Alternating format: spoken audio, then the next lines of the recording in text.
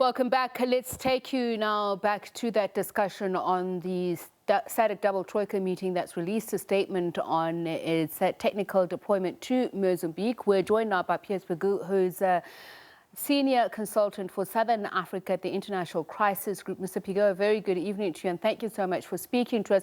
Firstly, let me get your impressions on the statement itself. Do you also believe that it's rather thin on detail? Well, it's not unusual for a SADC communique to be thin on detail, and then we have a wild speculation about what the terminology really means and what the meat on the bones will look like. So, no, it's not unusual. Okay, so let's talk about that. What does technical immediate support translate into? Well, this is a technical deployment really to conduct a scoping assessment of the needs that the Mozambican government has in conjunction with what member states are able to offer within the framework of SADC's peace and security architecture. So it's an assessment process which in many respects is what was meant to happen following the extraordinary organs Troika meeting in May last year. So there's a kind of a deja vu in some respects, but it's that decision rebooted in some respects, but within the confines of a very particular time frame now. I'm glad you talk about timelines, because there has been criticism on how long it has taken SADC to respond. Now, they talk about persistent attacks that they cannot be allowed to continue and to threaten the populace of the region. And they also talk about sharing of intelligence information.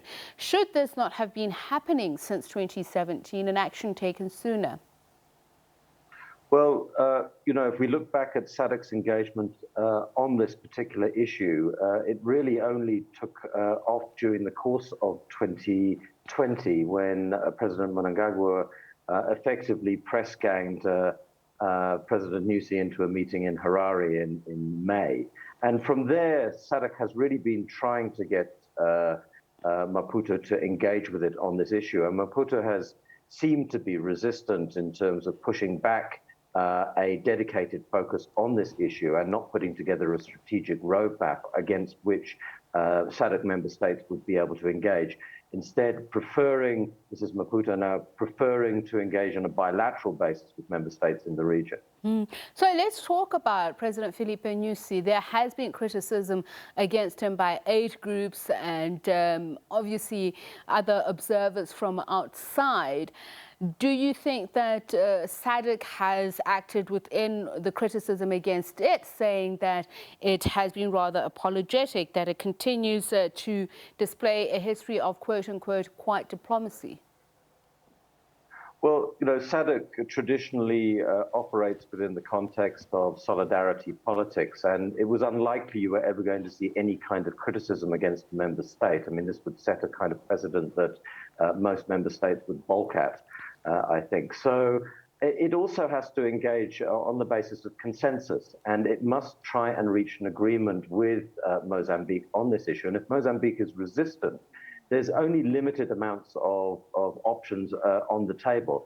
There is no basis legally for a direct intervention in Mozambique without the say-so and without the blessing of Mozambique. So that is the tricky situation the regional body finds itself in. And if Mozambique is resistant, then it's going to have to fight. The regional body will have to find ways of bringing Maputo to the table. So really, what we're waiting for with the next Troika meeting on the 28th and 29th of April this year is to see whether some concrete steps have actually been reached and some agreement has been reached that the regional body can endorse. And there's that continuing discussion of sovereignty vis-a-vis, as you say, legitimacy of regional intervention. And I'm going to take a country like Tanzania as an example. It was obviously part of this double SADC Troika meeting, and the recent events there on the handling or so-called mishandling of COVID-19 has raised questions about how, if one country endangers its neighbors in the region, does that then give legitimacy for stronger action for regional intervention? What are your thoughts on this? Well, with respect to pushing against Mozambique on this particular issue, there was a discussion in Zimbabwe over the last few months about whether Article 6.1 of the Mutual Defence Pact in SADC gave some basis for intervention. There's a general feeling that it does not, and we're in uncharted territory for SADC at the moment, and one would hope that the situation the regional body finds itself in will give it pause to reflect on whether the policy tools and the legal framework within which it is operating needs some kind of review. This is going to take some time, of course, because again, as I was saying, these kinds of decisions will require consensus, and moving a 16-state member body in unison on such an issue is going to be quite a tall order.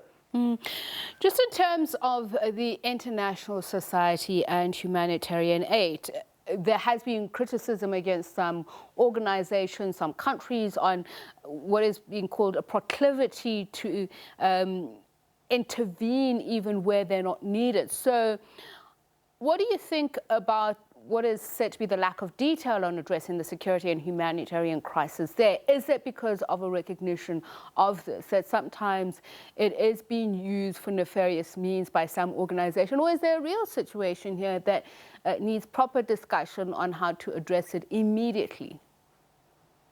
Well, it would be interesting to hear the details, and we hope to do so in the next few days as to what was actually discussed and presented, because there was an opportunity at this meeting for the regional leaders to get a clear picture from President Nyusi and a sense of what his plan of action is to address the burgeoning security and humanitarian situation in the country.